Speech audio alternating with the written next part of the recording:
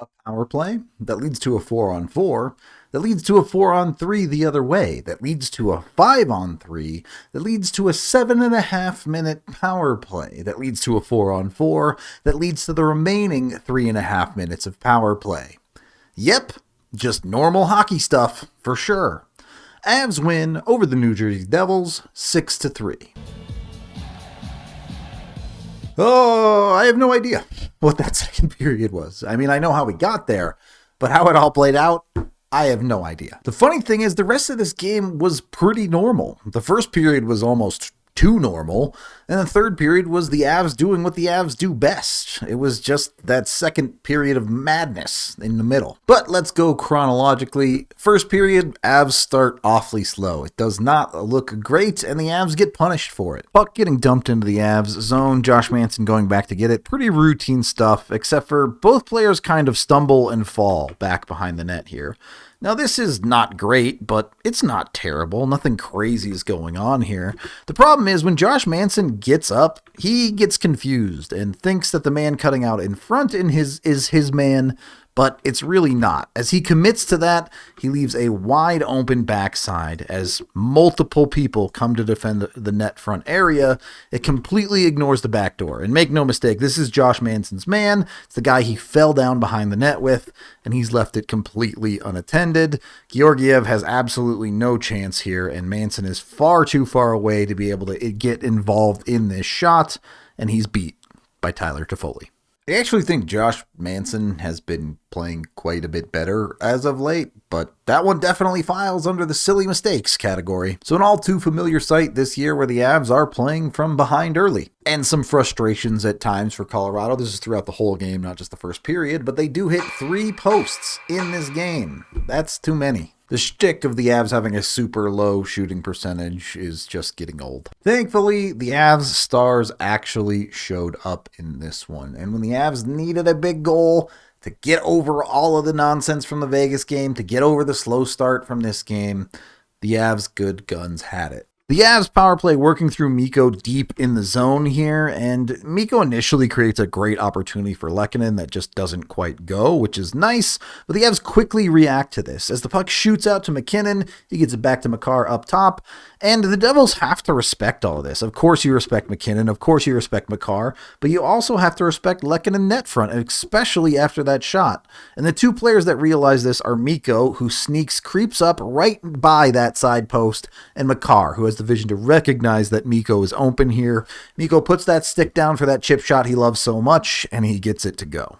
Not gonna lie to you, the chip shot is not my favorite play in the world, but Mikko is good enough to make it work, so who am I to judge? At the end of the day, I care a lot more that the puck goes in compared to how much I care about how it goes in. So not great period, ends up 1-1 for Colorado because they're able to convert on special teams. That is a good sign. And then you have the first half of the second period, a stretch of really quality Avalanche hockey. And that hard work and quality hockey gets rewarded. A defensive zone faceoff for the Avs here that they actually lose, but you get up high and you go quick. LOC is able to block a shot, and between him and Miles Wood, they're going to beat most guys up the ice here. It creates a 2-on-1 situation.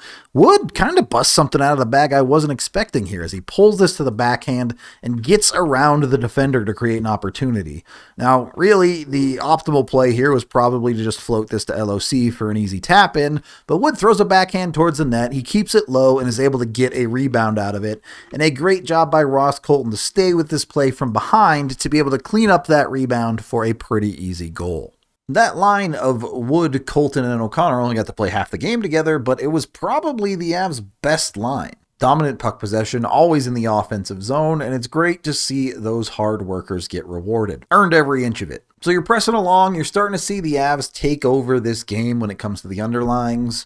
There's a couple of big hits, actually. The first one is Miles Wood, which was a clean one and was called as such. No problems there. But then absolute chaos begins. 2 calls on the Devils gives the Avs about 30 seconds of 5-on-3, which they do nothing with. And then this comes back around the other way on the ensuing 5-on-4 power play. The Avs take a too many men penalty to make it 4-on-4. During that 4-on-4, Ross Colton goes in, makes a pretty hard check on Luke Hughes. That was ultimately called a 2-minute penalty. I think it was actually interference instead of boarding, but I don't really care.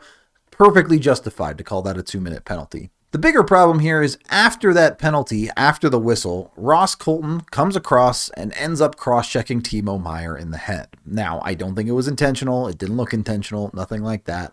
But that doesn't change the fact that you can't do that. You cannot cross-check people in the head. Just an incredibly dumb play from Ross Colton to put himself in that situation. And I know people are saying he's reacting and this and that and the other thing, but it doesn't matter. It doesn't matter what the situation is. You cannot cross-check some dude in the head. It's just dumb.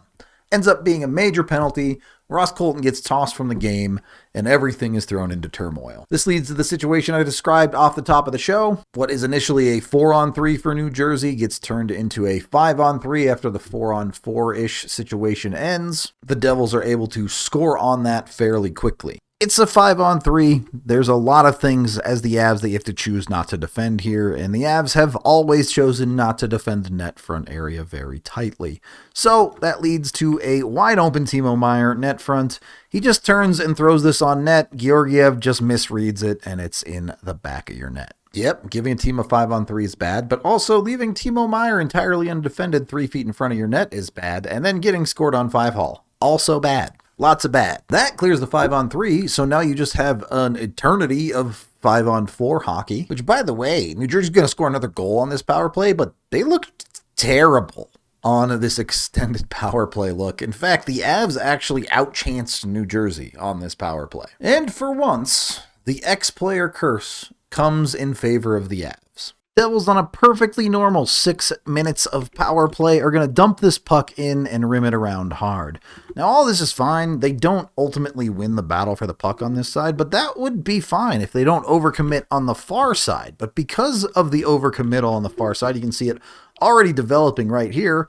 Miles Wood, pretty fast guy. The Devils should know that. He used to play for them. He just takes off up the ice as Nichushkin collects this puck. Nichushkin sees him, and this is not hard for him to see an easy breakaway coming down as the Devils' coverage just horrible. This pinch makes absolutely no sense on the far side. I don't understand that at all. This coverage, at least he's covering the guy with the puck in theory on a breakout, but it just leads a wide open lane all the way up the ice, and Miles Wood picks his spot and scores. Miles Wood was awesome in this game. I know the finish and the point production isn't always going to be there for him, but if he plays like that on a regular basis, man, he's going to be easy to love. A shorty that ends up being a critical goal because it reduces some of the damage of this ridiculous penalty kill that the Avs have to deal with because of Colton's stupidity. And New Jersey does help them out with some stupidity of their own, taking a penalty, so you get that stretch of 4-on-4 time to give the Avs a little bit of a reset at least, but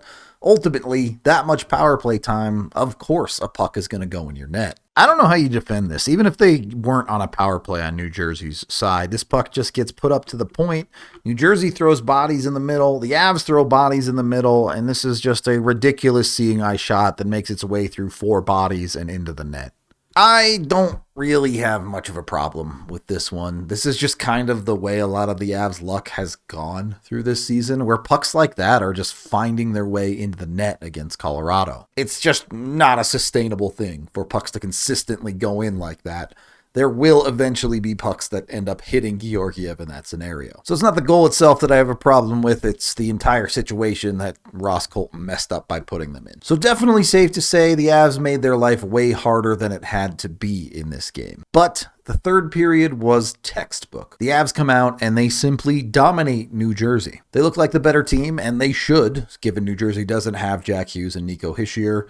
And they just imposed their will on New Jersey until eventually things broke. So a breakout pass that's initially mishandled by Mikko, but he sticks with it and is able to create something out of nothing by just working hard and leaving that space for Taves, who pulls up along the boards and actually loses this puck battle. You know, the Avs tried hard, but this play really shouldn't have worked out in their favor. The Devils have clear control and can do what they want with this puck. They can put it to a safe space down deep in the zone.